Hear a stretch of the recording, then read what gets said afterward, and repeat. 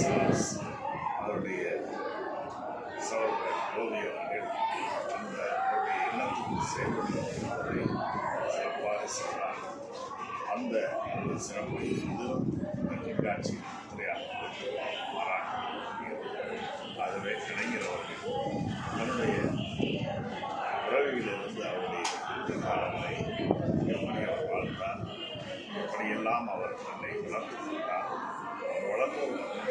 மாநிலத்திற்கு வளர்ச்சிக்காக இப்படியெல்லாம் வளர்த்திருந்தார் என்பதையெல்லாம் உள்ளே வந்து அனைத்தையும் காண சொல்லி வாய்ப்பை கலைஞரோடு சமகாலத்தில் வாழ்ந்தவர்கள் அறிந்த செய்திகளாக இருந்தாலும் இன்றைய இளம் தலைமுறையினரும் கண்காட்சி உண்மையில் அனைத்து திரைப்படங்களும் தத்துவமாக அமைந்திருப்பது சேகர்பாபு மாண்புமிகு அமைச்சர் அவர்களை எத்தனை முறை பாராட்டினாலும் அவருடைய கழகப்படுத்துவது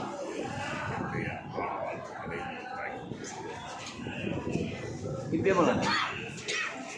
வண்டி